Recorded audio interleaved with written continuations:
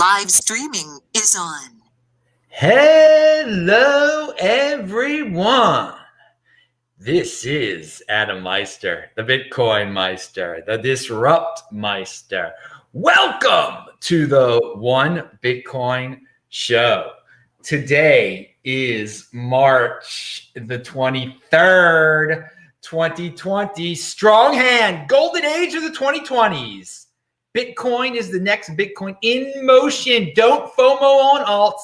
I'm offended by selling. We're one day closer to the 2020 halving, people. We're going to talk about the 2020 halving. Hey, look who my guest is today. This wasn't planned. Spur of the moment. I love it. Simon Dixon returns to the show.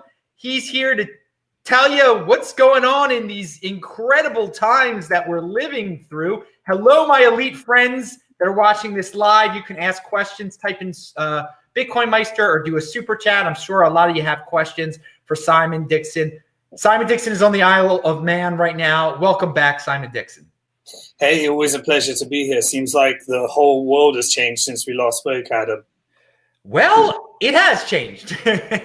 it really has changed. You and I were just talking off air that the halving is still happening, and we're going to talk about that. But right now, the United States is coming up with all sorts of economic solutions for the current situation. Do you think the world economy is going to continue to be shut down? And for how long? Do you think this is necessary? What's going on in the Isle of Man? Yeah, I do believe it's necessary. I believe that we what I've been talking about for over a decade now is, I think it was a YouTube video. I looked back at it, and there was a video I released in 2010, and it was called The Great Depression of the 2020s. I actually recorded it before Bitcoin, and I was giving a presentation on the financial system and the Ponzi scheme of fiat currency. And in that video, I talked about how you have these the fact that you have this rollover of debt through financial engineering. And then you have these systemic risk events that expose the weaknesses of the financial system. This is probably, and I always said in other videos as well, that you will never really know what that event is going to be. So to expose the subprime crisis, we had, investment bankers taking over Iceland, a small island of a couple of 100,000 people. This one is It is the end of the Ponzi scheme as we know it, and I believe will be followed up by radical reform. But primarily, firstly, we need to work on this health crisis. And the cold, hard reality is that, think what you like about the government, libertarian, capitalism, communism, whatever it is, we have a health crisis that is very real.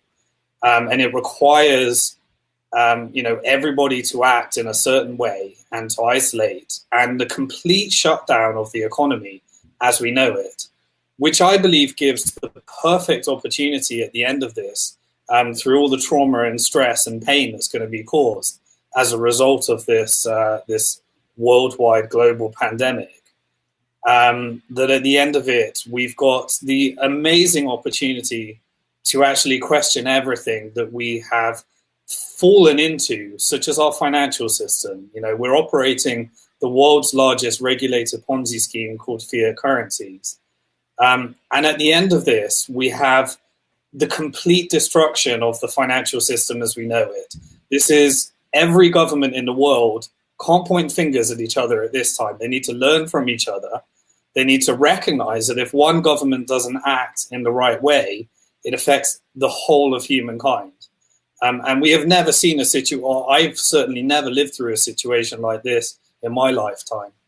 But we have this, this unique time in human history whereby the economy shuts down as we know it. And we have the choice after that to go back to what we had after all the mourning is through, and the destruction of this health crisis. But we have the option to actually question things. Now, is it ethical that the US has sanctions on countries like Iran in times like this and this health crisis? Well, absolutely it's not. We need to get over these political matters. we're going to actually see that the entire world, or what it's actually like when we don't overpollute the world. We're actually going to see these things for the first time while everyone is in isolation. We're going to see so many different things that we've never seen before. And that the cold hard reality is that governments have no choice but to throw everything that they have at this. If that many people are going to be out of jobs, they have to subsidize all of them. If people can't go and make things in factories, then people are going to be sat at home figuring out how robots fill those factories in the future. The impacts of this are on a scale that I think we have never seen before.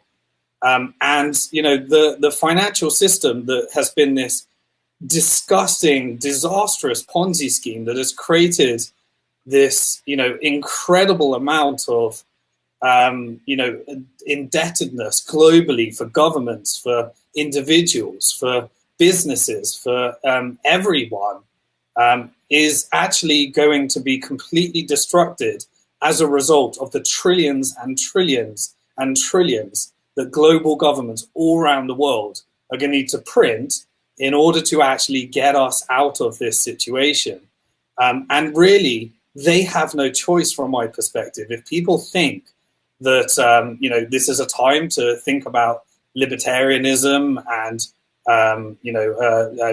laissez-faire, this is not the time. This is the time when, businesses need to create incredible creative solutions. People need to be sat at home thinking of what they can do now that we have the technological innovation through the internet.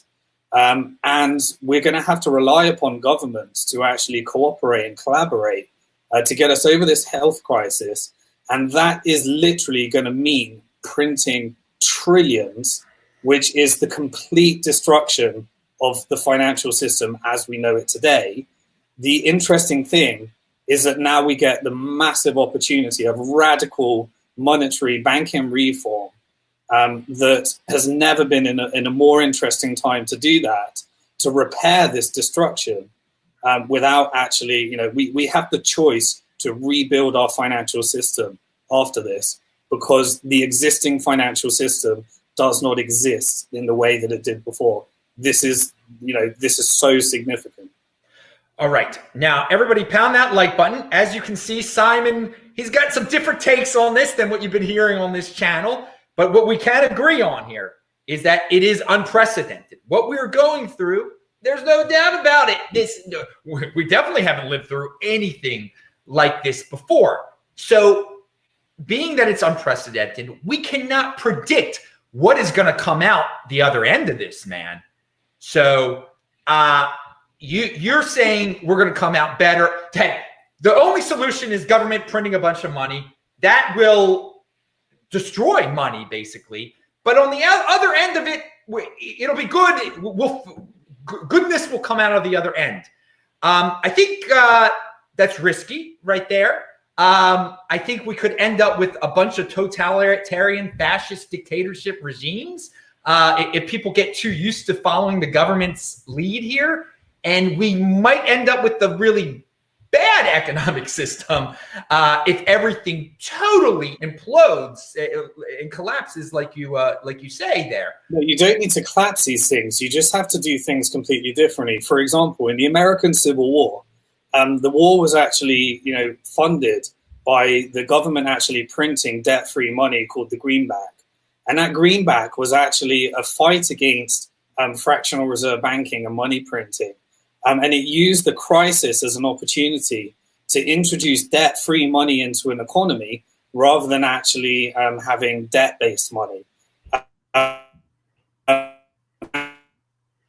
reality of the situation is we're going to have unprecedented levels of debt at the end of this scenario, at the end of this. And we have to figure out what we're going to do with that debt. Now, that debt can be replaced with, for example, a central bank digital currency that essentially is used to bail out the financial system. And that's exactly what I'm forecasting at the end of this. This money has to come from somewhere. At the moment, if the demand from the bond markets to lend money to the governments is in so much uncertainty that people stop lending, then they're going to have to do that at the central bank level through quantitative easing. And the quantitative easing doesn't necessarily need to be used to repurchase corporate bonds. That can be used, as Donald Trump is showing right now, to give $1,000 to each and every person, or it could be used for all sorts of different things. There's no doubt about it that fiat money will still represent what it did represent before, but we still have Bitcoin as well that competes in this competitive environment, where at the end of this, we're going to have these different forms of money. You can replace all of this printed money with debt-free money issued and created by a central bank. Is not the type of money that I would want to use, because it turns out that fractional reserve banking debt-based money, while it has a Ponzi scheme, it is one step removed from the government. So we're going to have these different types of money. And at the end of this, there's going to be radical banking reform, because what we have seen is that outsourcing the ability to create money to the private banking sector every time a bank issues a loan is it just leads to more and more debt until you end up with the destruction of the financial system and these crazy systemic events that only lead to increasing of debt. Right. These have to be questioned. Now, so we're going to end up with your prediction. We're going to end up with a lot of Fed coins through this, the United States, but it won't be debt-based anymore. Still, you're going to have debt-based money created at a bank, which is a private money, a private digital currency backed by the world's global debt. You're going to have debt-free money issued by a central bank, which is essentially money created the way the majority of most people think it's created. And then you're going to have private currencies, private stable coins, Facebook's coins, and then you're going to have the world's best shot that we've ever had at achieving sound money, which is still Bitcoin. You're going to have these different forms of money because the cold, hard reality is that the money needed to get us out of this health crisis, this global health crisis, is the complete destruction of the financial markets as we know them today. But by destruction, it doesn't mean you let the people lose their money. It means that people, no one wants a system whereby everyone loses their money at the bank deposit at the bank. Those systems are going to be replaced by different systems, and we are these levels of indebtedness that are going to be created from solving this health crisis are going to be significant changes. It cannot be business as usual. All right. Now, if the United States comes up with this Fed coin cryptocurrency, whatever you want to call it, it still can inflate it to insane levels. It can just keep. If you're saying things are going to get as bad as they're going to get, they'll just keep printing it. It won't be worth very much. I don't see that as a very good scenario right there. I mean, maybe that'll lead. That'll lead people to Bitcoin and to private monies, but I don't know. What do you think about the inflationary aspect of this? Yeah, so inflation is, in my perspective, the process of introducing new money normally introduces debt. So debt-based money is more inflationary than non-debt-based money. So if you introduce people having to repay interest at the same time as money creation, then it's a higher inflationary form of money than if you just introduce money that replaces debt. So let's say everybody has X amount of debt in the system. That is the global money supply backed by debt. If you then create a central bank digital currency that replaces the money that was created as debt with a central bank issued digital currency, then that is not necessarily inflationary money because you're just replacing one form of money with the other. The inflationary part of this is what we are doing now in terms of actually created. And so it all depends. We have to question that the whole assumptions behind inflation as well, because most people, if we have debt-based money and debt-free money, you actually get to see which is the inflationary form of money and how the different effects that we've never been able to see before. All right. Now, I want to know, in your opinion, how long can we survive a shutdown here of the world economy? How long can this go on for before people really lose their patience. I mean, people need to be productive at some point. I mean, the entire economy now is going to be the government's printing money, it seems like, and giving it out. So, being at home and being on lockdown doesn't necessarily mean you enter the unproductive economy. For some people, that's a reality. If your job required you to be in a vicinity that you can no longer then go to, then at some point these people are going to have to find a new way of doing what they're doing. We're seeing this right now. You know, traditional therapists, they have been sat down with their patients and patients come in, but now there's a flurry of therapists that are sit down on Zoom just like this with two people doing their therapy online from their home. It may not get the same level of connection, but you know, the reality is that in times of challenge and trouble, you know, people are doing yoga lessons. You know, one of my friends is she was a yoga instructor. She's now you know, teaching yoga lessons from home, and everyone's joining in. We've got children all around the world right now that their school has been shut down, and they're logging into their class and they're doing it through these ways. It's a reshift. Obviously, there are fundamental services that require geographical locations and proximity. But you know, I have faith in humankind that in these times, people are going to innovate what they do, and figure out how to continue in this new circumstance, in this new environment that we are faced with today. We're talking about like 30% unemployment, though, if we take this thing long enough here, and that's something I think will be very bad. I think it will lead people to the streets. I don't know how long. I mean, how long do you think this can last for, basically? I don't have those answers, really. These are not thoughts and scenarios that I've ever thought about. I don't think any one of us, you know, the world that I was thinking about 2 weeks ago is different to the world that I'm thinking about today. And in the last 2 days, even, you know, this is such a significant time. And, you know, I believe that, you know, this requires a complete collaboration between enterprise, individual, and government, because this is interoperable and global, completely global. All right, we got a question from the audience here. A question for Simon.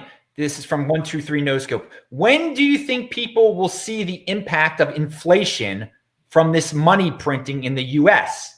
Do you see this as being a catalyst for increased Bitcoin adoption?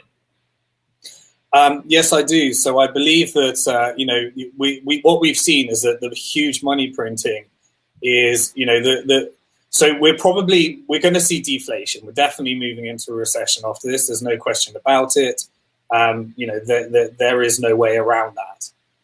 But once you have deflation, then it can follow by inflation when you solve it with Keynesian economics like we are right now. So I do predict that we will see these different forces, but it's 100% dependent upon what happens after we contain the crisis. I don't see any solution that I can then think about other than chucking vast sums of money at this scenario. What are the alternatives? You know, that is the scenario that we are faced with today. I mean, that one alternative that is out there is saying people can get back to work and just old people stay quarantined. That's that. I mean, that would lessen the blow to the economy. There's no doubt about it. If people actually got back to work. Sure, but I mean, I would not want to go out there in a scenario where I'm going back to work, because I think the problem at the moment that we're seeing right now is, you know, in China we saw, in Hong Kong we've seen. I used to live in Hong Kong, and there's a culture there.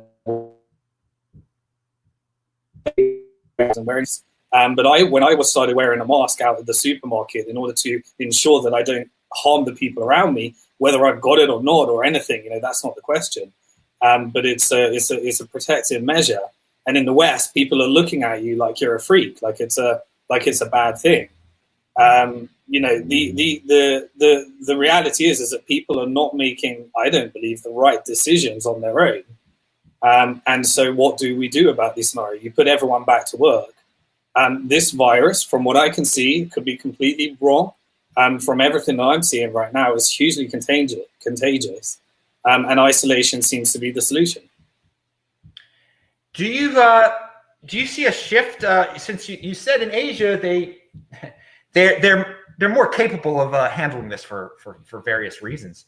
Do you see in this coming decade, if things go according to what you're saying, that the Asian nations will take the lead over the West, that we'll have a redistribution of power over to the East? No, I don't see that. I think this is completely global, because the cold hard reality is that we are completely interoperable, and one country's actions here affect another country's actions.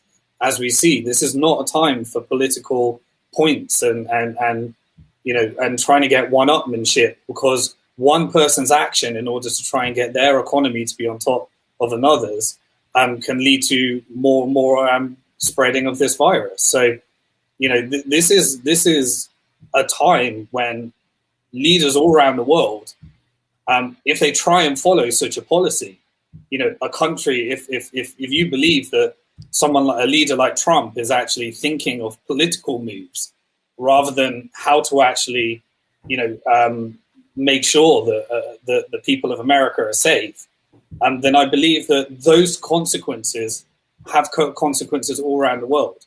And the only way to stop those is to shut down the airports and lockdowns and everything. And it's a really, really a world that I never thought that I would live in my lifetime. Yeah. So a lot of life is being canceled in many different ways. But no matter what, we still have this Bitcoin halving that is coming up in May. And again, I think people see that Simon and I have two different takes on this, but we're not going to get into who's right on how to handle the whole virus situation. I want to talk about the economic side of things. And the halving is coming up, but clearly the story of the day is the virus. Is this that the whole world is clearly focused on something else right now? Is this going to have an effect on the halving in Bitcoin short term? Have your thoughts about Bitcoin in terms of its price changed for the year 2020 now? For the year 2020, I'm not sure. But for the long-term value of Bitcoin, nothing's changed for me. In fact, it's accelerated. The reality is that as we move to these really horrible forms of money that might exist in the future, I think you called it totalitarian model money. People are going to want, and I believe that the demand for money that you own, money that you can spend, and sound money that has a fixed money supply can only increase over time. When you're faced with a health crisis and fear and uncertainty globally, people are they're running for cash. They're looking to purchase their goods, and they're going to move to whatever allows them to purchase those goods in the fastest way, which is their domestic fiat currency. Obviously, it's different for those in a position of wealth, but then at the same time, people are starting to think about, well, that wealth that I hold at a bank, that wealth that I hold in the stock markets, that wealth that I'm lending to the government through the bond market, that wealth that I'm storing in gold, that wealth that I'm putting in Bitcoin, everyone's going to be questioning what they're going to do with that wealth. For those that are in a position of wealth and those who are in a position of survival, and they're going to question whether that money at a bank, we've already seen it. The banks in Venezuela are closed. I went to withdraw cash here, and I was told how much I'm allowed to withdraw. This is going to come to the entire financial system. This is very important. So banks are now cutting people off. Okay, authority is saying no, you can't do this. You can't take your own money out of the bank. But I don't think people, if everyone gets more deep and deep into this situation where they are blindly following what the government says, the government is saying shut everything down. Why would they question that their money is being held now? That the money they thought was theirs is not theirs. It's for the good of the country. It's for the good of mankind that they don't get their money. And so if we go down this road, this totalitarian road, as I said before, I don't think the people who need to find out about Bitcoin are going to find out about Bitcoin, because it's just we're getting a new status quo. Like, hey, things are changing. You can't get your own money now, but it's for the good of the people. Just like you can't work now, it's for the good of the nation. It's for the good of the world. So I personally, obviously, when I start hearing stories like this, you can't get your cash out of the bank, I'm happy as heck that I'm in Bitcoin. Okay, but I don't know. I think people will just consider it the new normal. Like, and government will be able to get more power out of this, and government friendly institutions will be able to get more power out of this if your scenario does happen. Government's not going to get more power of it, and that's the reality of the situation. And you will have this countercurrency, Bitcoin, that does the opposite of what that money does. So I think the demand for that will increase. But at the moment, people are flying to what do they need in order to survive, and most people are, when they try and withdraw it as cash, so that they have it on them. Then they're faced with a scenario where, in order to prevent any kind of bank run, that policy has to come to every country, because the money that you're trying to withdraw doesn't exist for everybody. All right, I think we're going toward a more desperate situation. I think it's very unhealthy. I think it's and I don't think the people. I don't think voices will stand for it anymore. I think if we continue the shutdown, people will become more and more desperate. And when it's all over, I think they will remain desperate and at the mercy of powerful entities. And I just don't see that as a good scenario. I don't. I'm not putting an opinion about whether it's good or bad, but so look. So you're talking about put the elderly at home and put the young back to work. Yeah, so that people can just get back to normal. Because if we keep going down this very unnormal road, at the end of the day, it's going to create a very unhealthy mental society, and I don't think the world will be able to recover in as fast in the future. I mean, I have complete hope and faith in humanity that over the long run we will be free.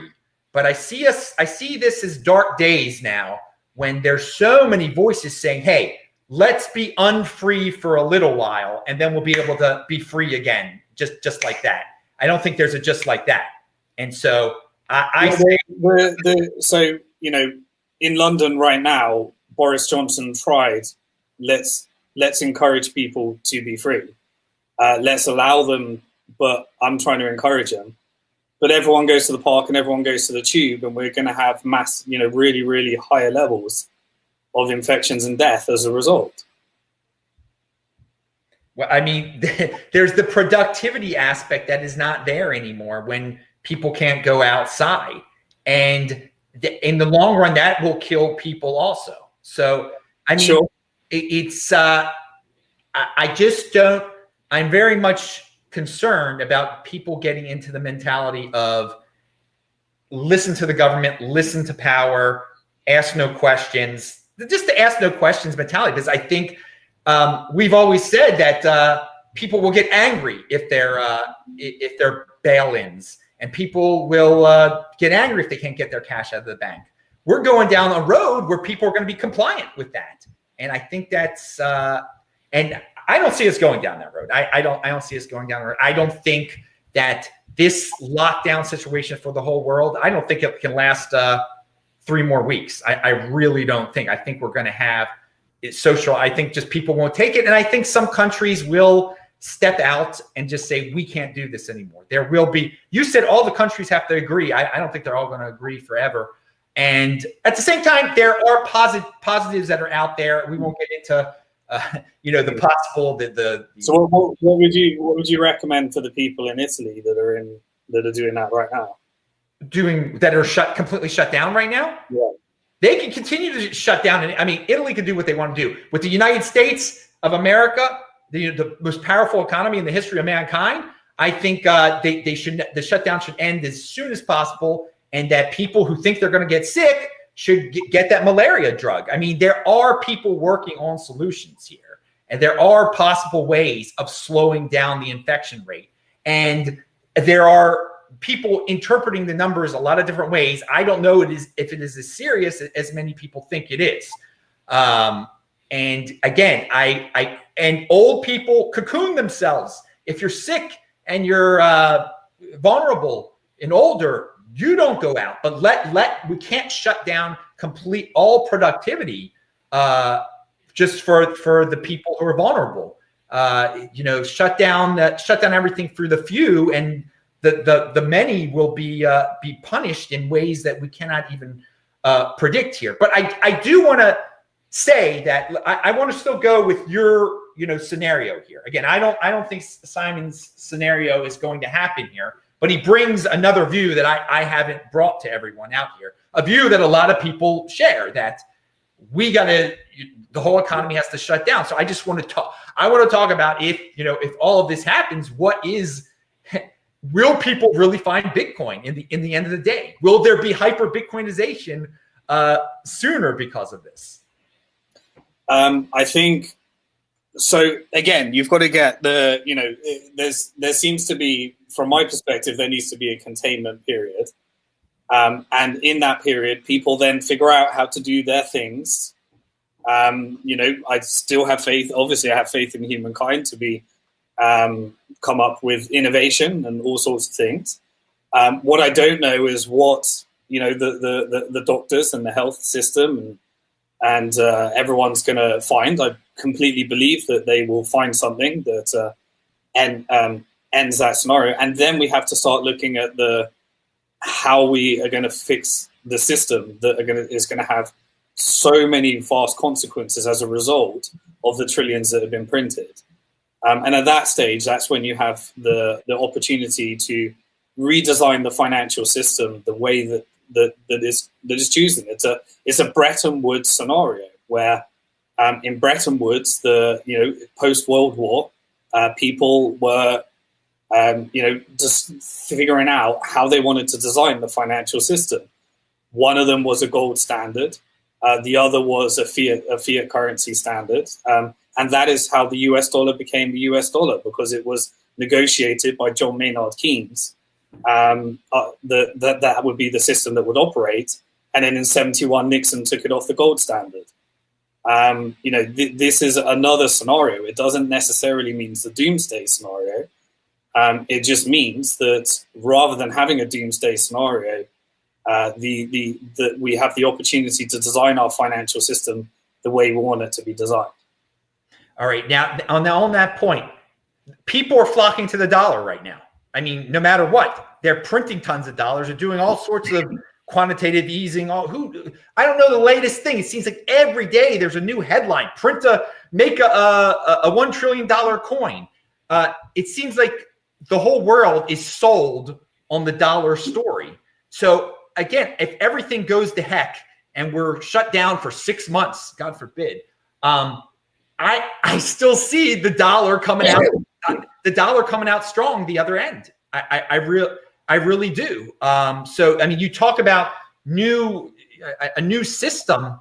I don't know. I still, it just seems that people are naturally flocking toward the dollar. Yeah, it can be a digital dollar, but these trillions that have been printed as debt, if people decide that they don't want to lend money to the government and they don't believe in the credit rating, then that leads to the collapse of the bond market or the shutdown of the bond market, which then leads you to have another kind of engineering or re-engineering. If that then leads to a run on the banks, and then rather than letting the banks go bust, they need to bail out the banks.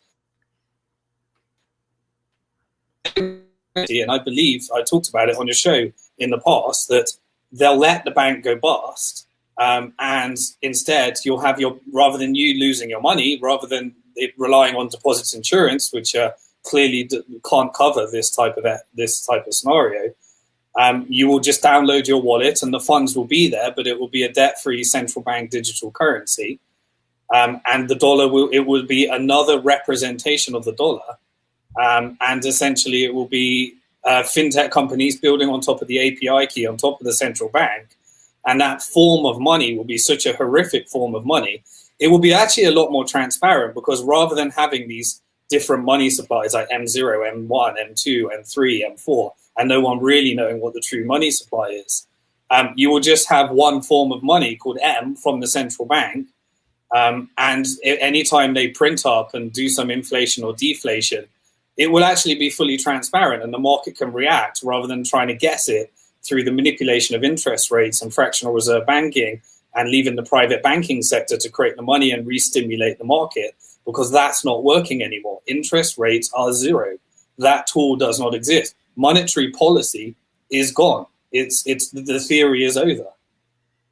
Now, I want to ask, get into a positive line of thinking here. If the nations of the world are very busy right now talking about the virus, does this give opportunity for people, for ICO people, for Libra people, for altcoin people to totally get real creative from their houses where they're holed up in, and just go for it with their private currencies? Because there's not going to be, the governments are too busy to regulate right now. Do you see some creative financial endeavors coming out of this in terms of on the cryptocurrency side of things?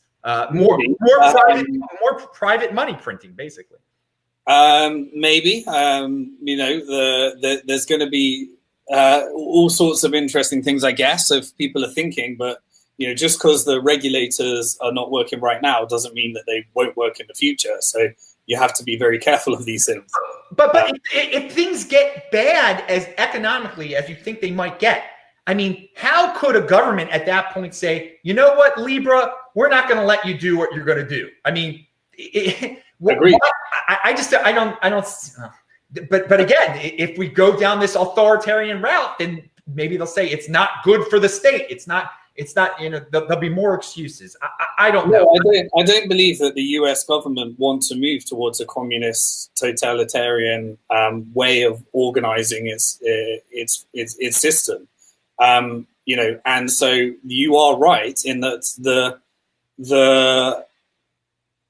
the regulation that you have, the red tape that you have in an environment that's already booming and stock markets are reaching all new time highs, is different to the types of regulations that you need in a time when you're trying to stimulate, encourage entrepreneurs, create stimulate new business opportunities. And that tends to be a loosening of regulations rather than the tightening of regulation. That then leads to the next wave of financial fraud, but then you get some massive growth out of it from certain industries that come from that wave of innovation. And then when people lose money and invest, they all go and cry and beg to the government saying, I need you to protect me. I got scammed by this. And then the regulatory cycle increases because they're back to doing what the consumers ask them to do, which is protect them from the complaints that they're making because they made malinvestment. All right, now I want to get some positivity out of all of this from your side. Have you been able to carry on your business as usual? Have you been able to go mobile here and not so Bank to the Future was already a mobile business, so we already we have staff geographically located around the world, so there's no dependency upon one certain geography. We've had disaster recovery and contingency planning as part of our requirements of being a registered business. And for us it is definitely business as usual. But and also in these times of uncertainty, people are it takes some time for people to be comfortable realizing where they want to speculate, where they want to invest. They want to ride things out a little bit and try and understand and figure out where things are going. But I do believe that definitely we believe that the future of finance looks very different from the past. That investment thesis is still true, but we have to ride out some uncertainty when people are deciding where to allocate their funds, where they're going to invest, and what they're going to do next. The connection got a little odd for a second there, but I think we got the main point there. I want to ask, and maybe is interest down right now? Are you not getting as many contacts as you previously were? Because you would have to think that people just want something just simple, like right now. If they're in panic mode, they're just going into the dollar. They don't care about cryptocurrency as much anymore. So is business down or contacts down? It's slightly different for us because at Bank to the Future, we have a community of high net worth investors that have made significant wealth in the crypto market. And so, therefore, they're kind of in a different scenario. Obviously, investors are fearful and they're deciding what they want to do. But eventually, if someone's built wealth, then they start to think of how they're going to allocate those funds and what they're going to do and move next. But certainly, we've taken the decision that we only have a couple of clients right now, and we have a big pipeline of clients that are going to be going on the platform. But, we've decided that we're not quite sure whether people want messaging about investment opportunities right now. So we're just trying to figure out when is an appropriate time to start onboarding some of those new customers so that we can create more investment opportunities. So the big boys, they have a system. They are not fearful. I mean, they're not making irrational decisions. They're sticking to their game plans here. What I'm saying is, in this time of irrationality and panic, I think there are a lot of smaller investors, a lot of individuals that are just going to lose it and are going to go down the wrong path during this time. And I don't know what that's going to end up looking like in the future. I mean, a bigger wealth gap, perhaps. I don't know. So it definitely interesting times we're going through. Do you have any advice to the regular guy on the street out there right now who might be a little worried about his finances, especially? Yeah, I mean, so, the reality is that we live in a speculative economy.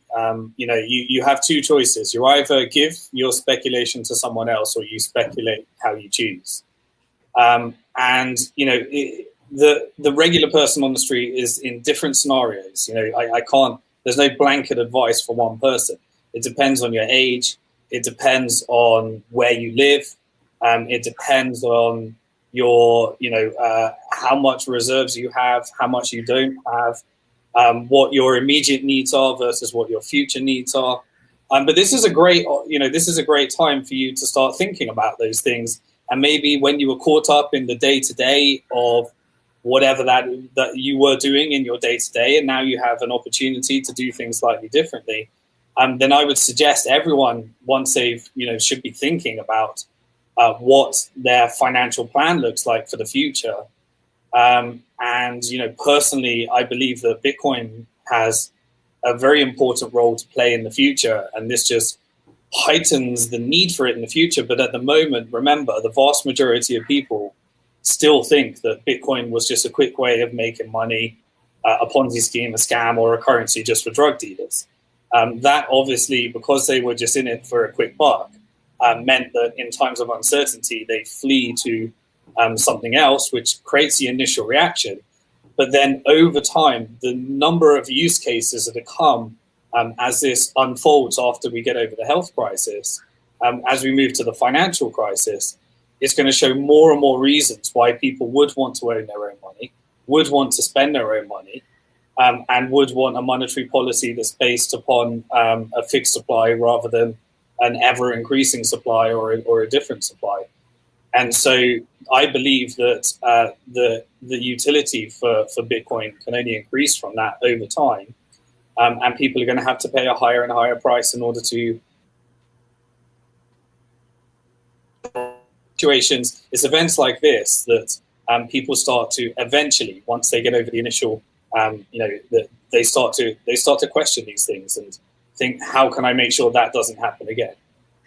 In a sense, but if they complied with the government all along, they'll be more likely to believe the government's lies about Bitcoin when this is all over too, because the government's not going to stop lying about Bitcoin and powerful entities. There, I mean, that narrative might be stronger than ever. So I hope, I think the likelihood of people being able to think out that scenario that you just played out will be lower if people just think at the end of the day, the government solved everything. We followed the government blindly. They're going to be more likely to do that in the future. But we'll see. We'll see how this all plays out. There is one good question here that I think we should. That's a very positive question that we should end on. And I am curious about this too. I'd love to hear Simon's take on the stock to flow model of Bitcoin, and if he sees that playing out as the model predicts. I don't think anything changes for Bitcoin. Certainly in the short term, I think most people are expecting a bull rally throughout 2020. And this is an exponential shock to every financial market, gold, Bitcoin, stock market, everything. But the great thing about Bitcoin is the story doesn't actually change. You know, what if you look at every single financial market, the story of the bond market is about to change. The story of the stock market is about to change. The story of fiat currency changes every day at the moment. But the story of Bitcoin doesn't change because the long-term fundamentals of Bitcoin still remain. And so for me, it's the one thing that whatever we thought about Bitcoin before still remains true in this current environment. It's just a question of if we were thinking or assuming that it might not have a correlation to the stock market, well, we're about to find out those things. But what I do think is counter to is the financial crisis as opposed to a stock market crash. Now specifically with this question, do you know this stock to flow model that he's talking about that's so popular on Twitter and everything? I mean, maybe have you heard of that one before? Because it's just this one model, everybody, so many people worship. So I think he wanted your specific take on this specific model that's out. Yeah. Who's behind the model? I forgot what the guy's name is. He doesn't even have a real. He's just a Twitter handle. What's the guy's name? People of the chat. Okay. Okay. So that's neither here nor there. I don't know I forgot what his name is. $1 trillion. I forgot what the guy calls himself. Okay. Yeah. I haven't actually. Plan B. He calls himself Plan B. Yeah, I haven't actually followed that. Okay. Good. All right. So that's all right. All right. I was curious though if you knew about the Plan B. Because a lot of people out there really think it's the gospel truth and everything. So this guy wanted your take. Okay, that's very cool then. All right. Anything you want to conclude on then? Anything else to say? Yeah, I definitely didn't mean to, if you felt that this came across as negative, because that's definitely not how I feel. Obviously, there's a lot of fear out there in this environment right now. And I think people have two choices, like what to do with fear.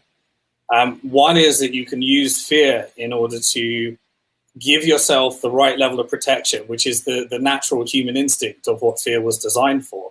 You know, it was originally designed to give you to take the action that you need to actually take. But many people will be paralyzed by fear as well. And that is not a place where you need to try and get yourself out of, because the reality is that there is lots of opportunities that can come out on the other side of this. There are lots of things that can humankind can innovate as a result. There's lots of assumptions that we can question that can come out at the other side of this. And I think that is a very, very interesting scenario where if you can get over the fear and you can use it to give yourself the correct level of protection based upon your perspective of what's happening and not use it to paralyze you, then this is the time to really solutions that you think and unique things that you can bring to the world that are part of whatever your passion is and your speciality may be.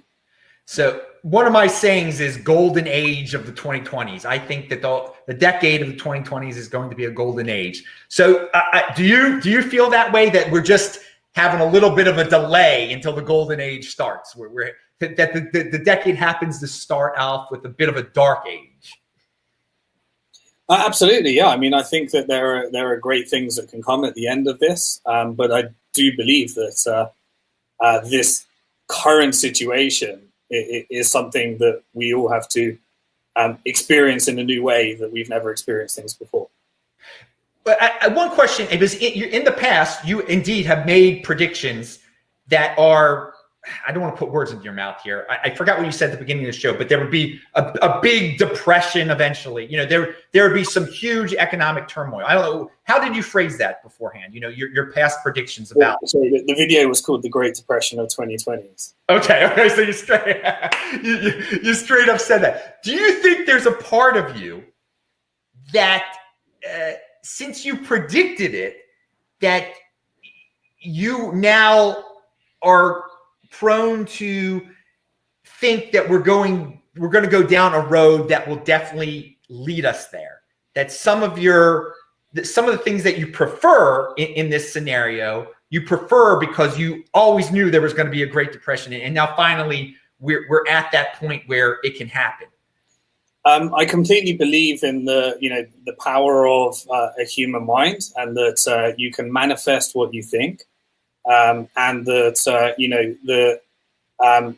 for example, if I'm not a doctor, but take it at a practical level. If someone believes that they have coronavirus, that can create a distaste in their body, that can create, versus if you didn't actually think or believe you had it, that can use your body to channel, things in your body that can do things in a different way. So I totally believe that the way that you channel your mind, the meaning that you give things, is totally a choice. We can look at things in two different ways. While I might, find it interesting that there was a few videos that I gave about a long time ago, and things actually unfolded the way that I thought that they might actually unfold. I'm always conscious of ensuring that I keep my mind open to new possibilities, new opportunities. And every time that I've thought that something will definitely happen, crypto markets have been amazing in the last decade at proving people wrong, including myself. When you apply too much logic to certain things, the crypto market can just do the complete opposite. Now I think that we're seeing that in markets globally. Certainly I don't think you have to go into a Great Depression. The point of the video was that there is the potential to go into a Great Depression. But I also believe that there are solutions out there, and we don't need to, the technological innovation has brought us into a unique time in human history, whereby the level of innovation, the level of solutions, and things that we can come up with, can really take a different path to what might happen if you let it ride out. All right. I want you to send me a link to that video, by the way, the Great Depression. So it will be linked to below, so you'll get to see this video Simon is talking about. Well, long term, we know humanity will survive here, people. So take that as a positive takeaway. And Bitcoin is here to stay. It is not, the halving is happening. It can't get canceled. So Simon, thank you very much for being on the show today. Everybody, remember, you get a new show here every day. You never know who's going to all of a sudden appear. It's awesome, dudes. Pound that like button, bang that bell button. And of course, please retweet this out. Spread the word on social media about this, that Simon was on Adam's show today. It was a wild time. All right, dudes, pound that like button. We will see you tomorrow, of course, because there's a new show every day. Thank you very much, Simon, for being on. Thank you. All right.